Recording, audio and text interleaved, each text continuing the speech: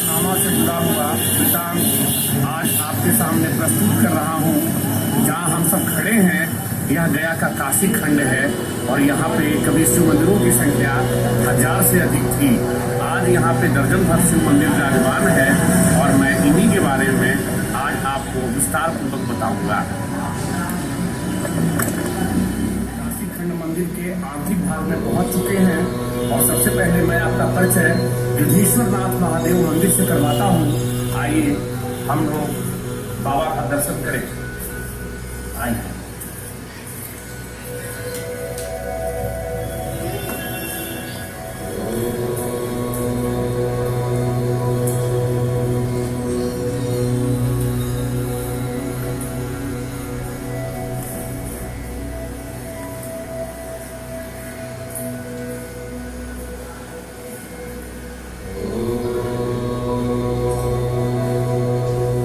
गया के शिव मंदिरों में सबसे विशाल व्यासरूप यह शिवलिंग बड़ा ही ऐतिहासिक है जो पालकालीन है। इस शिवलिंग की महत्ता इससे जुड़ा हुआ है कि गया 7 पर्वतों की नगरी है और 7 पर्वतों के ये अधिपति बाबा युद्धेश्वरनाथ जी माने जाते हैं। मुझे याद है जब यहाँ के कुल ब्राह्मण बाबा थे, उन्होंने हमें बताया था कि यह बाबा का स्थान बड़ा ही गया के शैव में बड़ा ही प्रतिष्ठित है और आज भी यहाँ न सिर्फ श्रावण बल्कि साल भर दूर दूर से लोग आके अपनी भक्ति भाव बाबा के चरणों में प्रकट करते हैं। इस स्थान की महत्ता इससे भी जुड़ी हुई है कि यह गया में गिरी परिवारों का एक प्राचीन आराध्य तीर्थ है।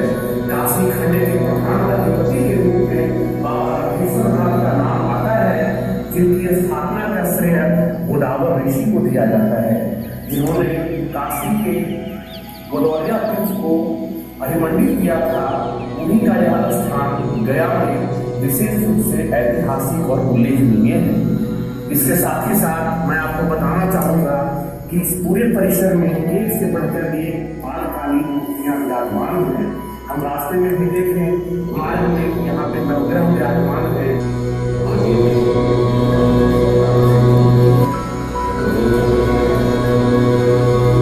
यहाँ पे शिवलिंगों का संसार है। अलग अलग आकार प्रकार के अलग अलग शिवलिंग विभिन्न कालों से यहाँ उपस्थित है और आज भी निरंतर यह पूजनीय है। इसके साथ ही साथ इधर भी आप देख सकते हैं भगवान विष्णु, सूर्य नारायण, उमा महेश्वर, गणपति, शिवलिंग का यह विशिष्ट स्थल गया में शैव आराधना का प्राचीनतम पीठ के रूप में स्थापित है। यहाँ के और भी अन्य शिव मंदिरों में यहाँ भी आप दर्शन कर सकते हैं।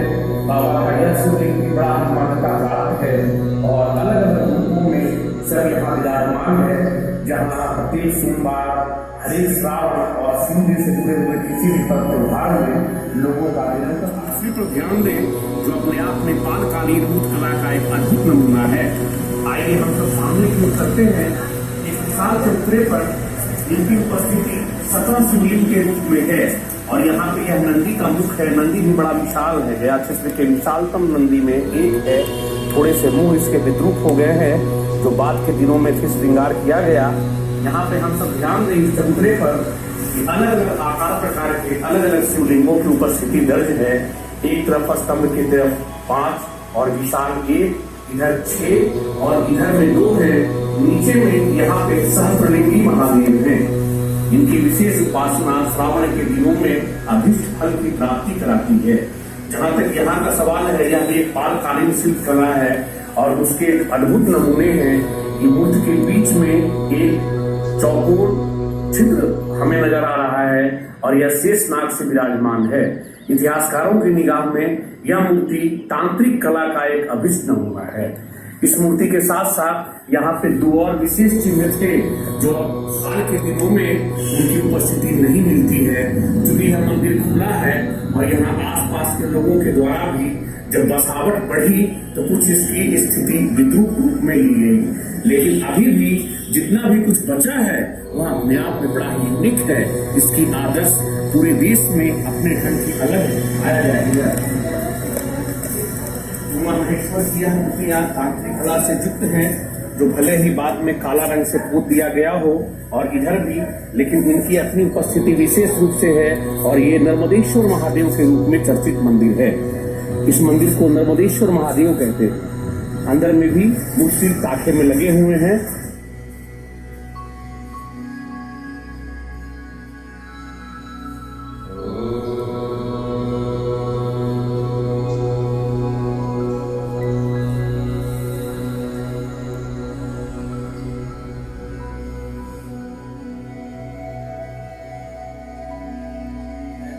इसे उत्तरपाल कालीन का रूप कहा जा सकता है। इन गर्भगृहों को बनाने में उस जमाने में मूलतः पाषाण खंड के साथ साथ सुर्खी और चूने और मिट्टी का भी प्रयोग यथातथ किया गया है। और इनके बनाने में के पहले इनका ढांचा तैयार किया जाता था और उसके बाद उन्हें निर्माण रूप दिया जाता था। इनके बनाने की विधि कोई आसान नहीं थी। इसके लिए परंपरागत कलाकार थे, जो कलाकार जमाने में अपनी कलाकारिता से एक आदर्श उपस्थित किए। इस मंदिर के शिखर को भी देखा जाए तो यह मंदिर भी अपने आप में ऊपर में कमल दल आकृति के युक्त शिखर इसका बड़ा ही यूनिक है। और इसके चारों तरफ 12 शिखर छोटे छोटे रूप में मौजूद हैं, लेकिन कुछ कुछ स्थिति कहीं कहीं पर विद्रूप हो चली है। और लेकिन इसके बावजूद भी इसकी स्थिति अभी भी विशिष्टता लिए हुए है। हम लोग अब इस चबूतरे पर आए हैं। यहाँ 3 शिवलिंग यह विशेष प्रयोजन के रूप में कहा जाता है। माना जाता है कि जिन पुजारियों ने यहाँ समय समय पर अपनी अभिष्ट पूर्ति के बाद इनकी स्थापना की, जिसमें एक में शिवलिंग न होकर अनगर पत्थर का रूप आज भी विराजमान है। इसे कोई काशी विश्वनाथ के रूप में अभिष्ट करते हैं। जैसे काशी विश्वनाथ में शिवलिंग है, ठीक वैसे ही स्थिति यहाँ यह मौजूद है। और यह मूलतः गोदावर, काशी और वो ये नीलकंठेश्वर महादेव के रूप में यह तीनों उपस्थित हैं, जिनके ठीक सामने पिंडेश्वर महादेव का यह स्थान भी अपने आप में बड़ा यूनिक है। और माना जाता है कि गृहेश्वर के साथ ही इसकी भी स्थापना हुई और उस जमाने से यह भी जीत है। हम लोग बगल में आए, यहाँ भी शिव जी का एक प्राचीन स्थान है और यह भी काफी अंतर्गत में मौजूद है। इसकी ऊंचाई ध्यान देने लायक है। 5 सीढ़ी नीचे उतरने पर आप यहाँ पहुंच पाइएगा। काफी गहराई में बाबा का यह स्थान है। देखा जाए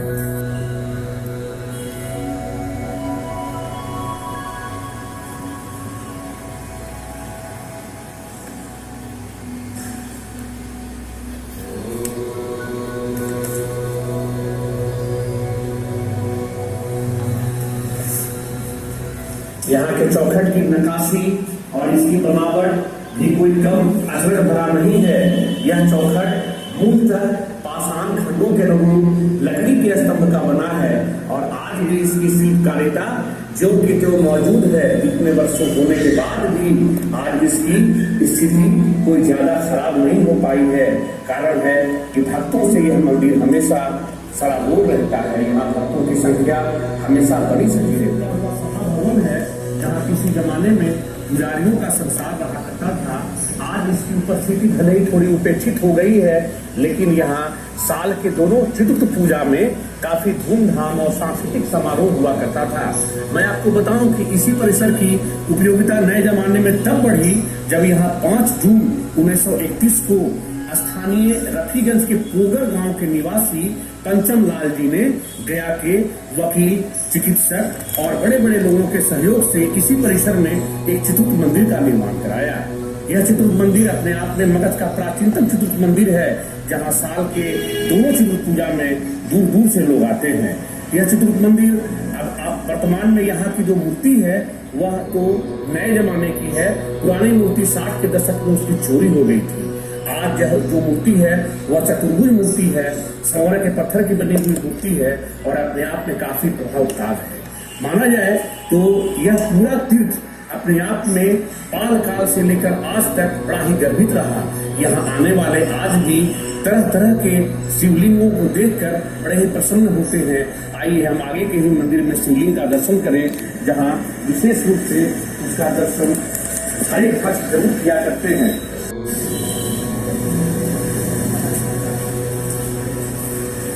यह अस्तूरीय भूभाग में बना हुआ शंकर जी का मंदिर एक मुखी लिंग के लिए प्रसिद्ध है। इसे मुखलिंगम भी कहा जाता है। मुखलिंगम का शाब्दिक अर्थ शिवलिंग के साथ माता पार्वती के मुखाकृति का जुड़ाव। और इसका विशिष्ट महत्व इसलिए है कि विशेष प्रयोजनों में इसका विशेष पूजा किया जाता है। यहीं पर एक छोटा शिवलिंग भी स्थापित है जो भक्तों द्वारा मनौती पूर्वक जब उनकी मनौती पूर्ण हुई तो उसकी स्थापना की गई। उधर पार्वती का मुख भी देखा जा सकता है। अब कुल मिलाकर यह मंदिर भी काशी खंड के मंदिरों में मुखलिंगम के नाम से बड़ा ही प्रसिद्ध और चर्चित है। यहाँ की ऊपरी बनावट भी अष्टकोणीय है जो देखने लायक है।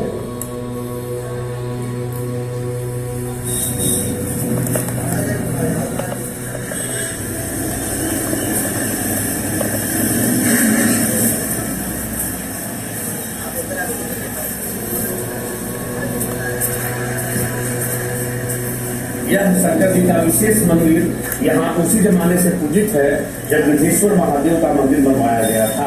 इस मंदिर का और यहाँ के शिवलिंग का नाम अमरेश्वर महादेव है। माना जाता है कि यहाँ जो भी आते हैं उन्हें अमरता का प्रदान बाबा भोलेनाथ प्रदान करते हैं।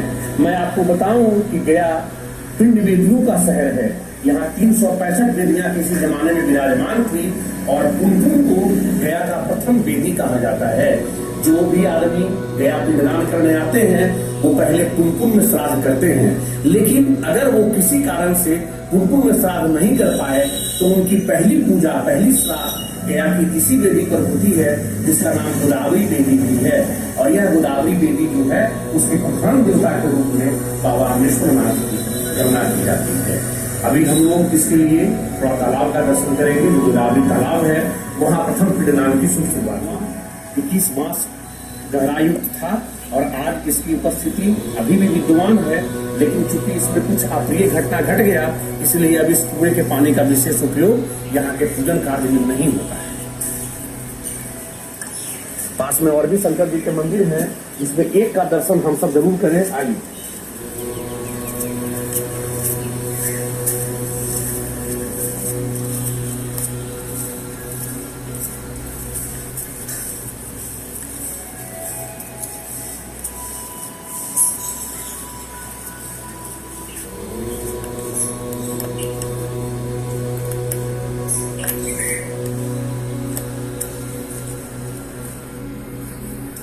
मंदिर के प्रथम दर्शन से इसकी प्राचीनता का आभास होता है और इसकी विशेष पूजा हर एक शिवरात्रि में की जाती है।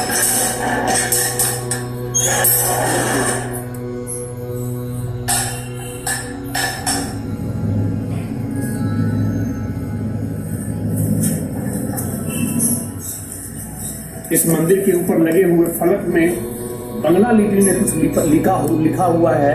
इससे यह स्पष्ट होता है कि इसकी स्थापना चैतन्य महाप्रभु के जमाने में गया में उन्हीं के समकालीन किसी भक्तों के द्वारा की गई थी।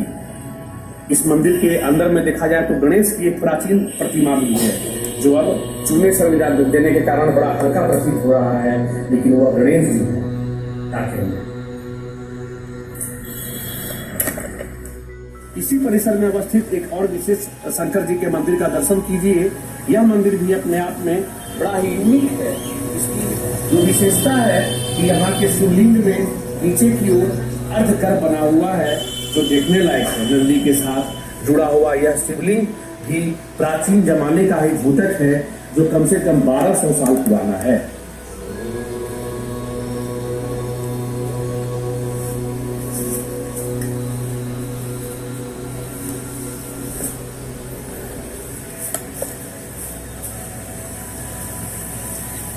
आइए अभी प्राचीन मूर्ति का दर्शन करें जो कुबेरनाथ का है। इसके ऊपर प्राचीन लिपि भी लिखी हुई है तो ध्यान से देखने पर पता चलता है। देखिए ये ब्राह्मी लिपि में लिखी हुई कुछ लिपि है जो अब अस्पष्ट हो चली है।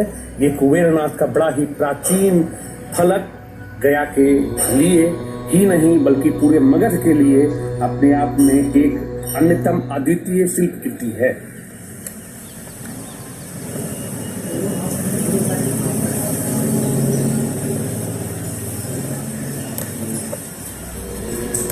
हम इसी परिसर में एक और शिव जी के मंदिर का दर्शन कर रहे हैं जिन्हें कालेश्वर महादेव कहा जाता है। कालों के काल महाकाल शंकर का यह मंदिर विपालकालीन है जहां अंदर में बड़ा ही अच्छा एक पुराना शिवलिंग विराजमान है और आज भी यहाँ भक्तों की संख्या, जो भी भक्त इस क्षेत्र में पूजा करने आते हैं बाबा की इस मंदिर में भी अवश्य पूजा करते हैं।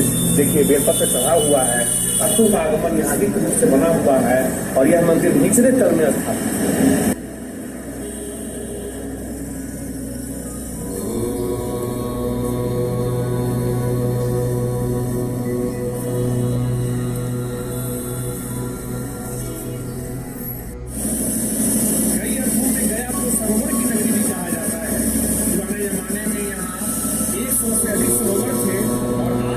संख्या करीब 20 के बराबर है। इसमें गोदावरी सरोवर का ऐतिहासिक महत्व है। आप देख रहे हैं जिला प्रशासन की तरफ से यहाँ विशेष कार्य लगा हुआ है और गिरजा योजना के तहत यहाँ का नव श्रृंगार कराया जा रहा है। यह गोदावरी सरोवर काशी खंड में ही जन्म है और पहली पिंड वेदी के लिए जो भी कार्य किया जाता है इसी चबूतरे पर लोग बैठकर यही किया करते हैं, जो कुंकुना वेदी के रूप में गया में स्थापित है। यहीं पे पास में हम लोग का दर्शन करेंगे जो रामायण काल में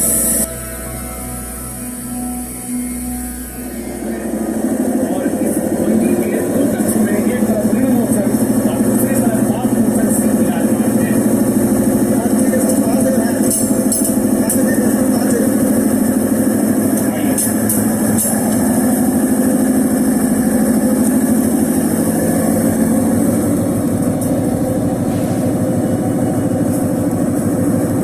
पुराण सहित कितने ही पुराण और प्राचीन साहित्यों में इस बात का स्पष्ट उल्लेख है कि श्री राम माता सीता और भ्राता लक्ष्मण के साथ गया में अपने पिता श्री दशरथ जी का पिंडदान करने आए थे। उन्होंने गोदावरी सरोवर का उद्धार किया और पास में एक तरफ ध्यान दिया जाएगा यह ऋणमोचन शिव का स्थान है जो मूललिंगम के रूप में है और ये पाप मोचन है। कहने का मतलब इनकी आराधना से ऋण और पाप दोनों से मुक्ति सहज में मिल जाती है। यह मंदिर प्राचीन है और इसके बनावट शिल्पकला भी लगभग 1200 साल पुराने बताए जाते हैं। इतिहासकारों की निगाह में पूरे मगध क्षेत्र में बाबा भोले भंडारी का ऐसा रूप अपने आप में अन्यतम अद्वितीय है। हम लोग पास में इस शिवलिंग का भी दर्शन करें जिनकी महत्ता काफी कुछ है। तमाम तरह के पापों के उद्धार करने वाले पापा ये बाबा का स्थान जो है यह पाप मोचन के रूप में स्थापित है। इनका महिमा विभिन्न पुराणों के साथ वायु पुराण में विशेष रूप से गाया गया है।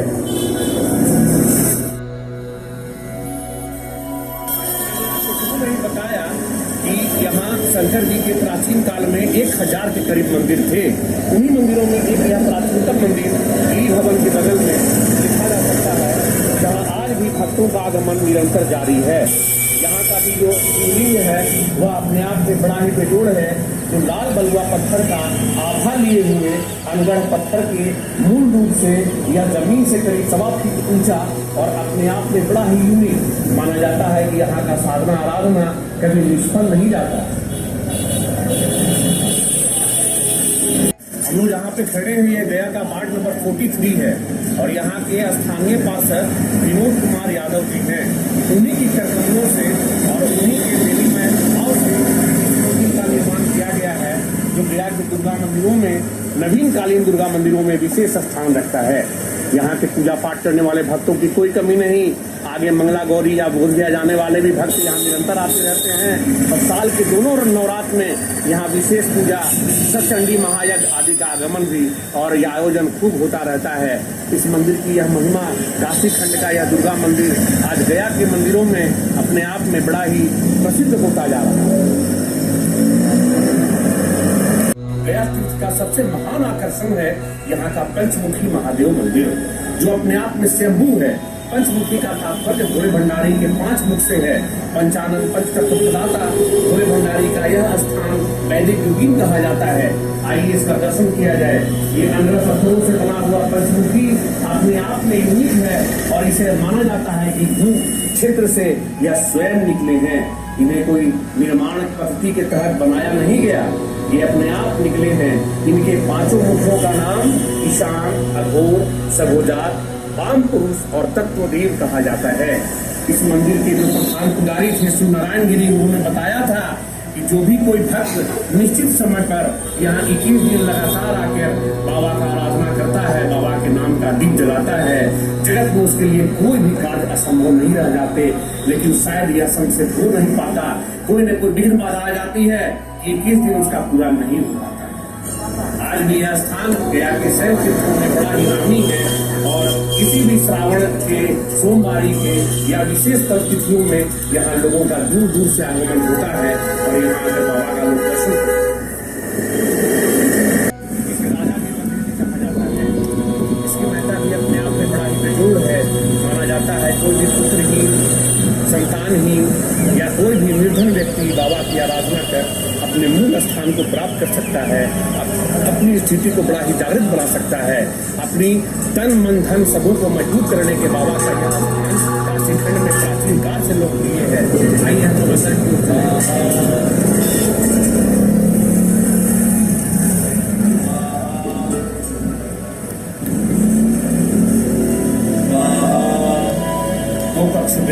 विराजमान इस मंदिर के बारे में और हमेशा ब्राह्मण देवताओं के द्वारा कोई न कोई विशेष पाठ उठाने से आदि कार्य किया जाता है। आज भी संयोग आपका हम लोगों का बना हुआ है कि यहाँ बाबा जी बैठे हैं और अपने पूजन कार्यों में तल्लीन है।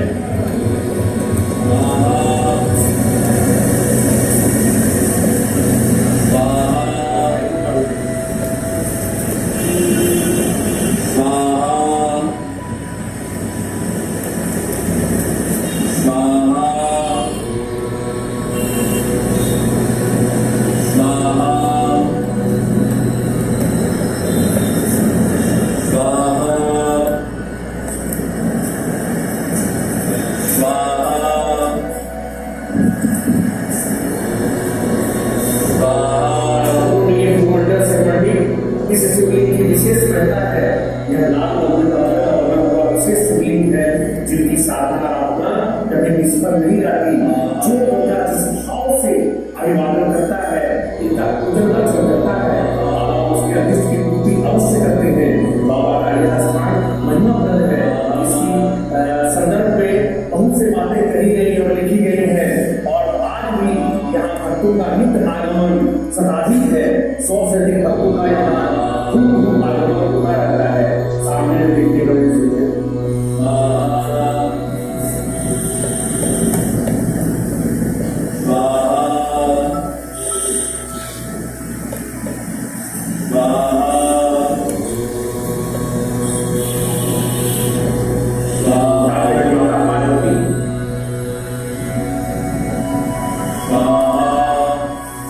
ये लगभग कितनी पुरानी है? यह मंदिर लगभग 1000 वर्ष पुराना है।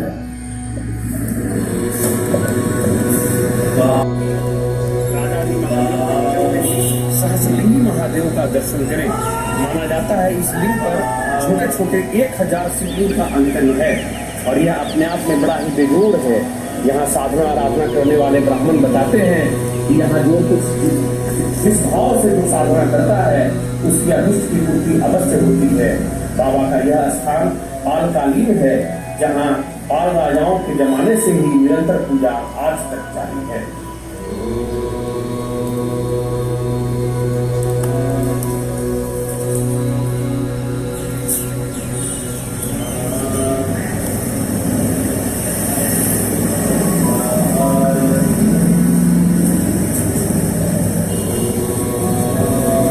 मंदिर के पीछे हम सब इसलिए आए हैं कि मंदिर की कला शिल्पी को दिखला सके कि इसकी कलाकृति मध्ययुगीन कलाकृतियों में बड़ा ही बेजोड़ है।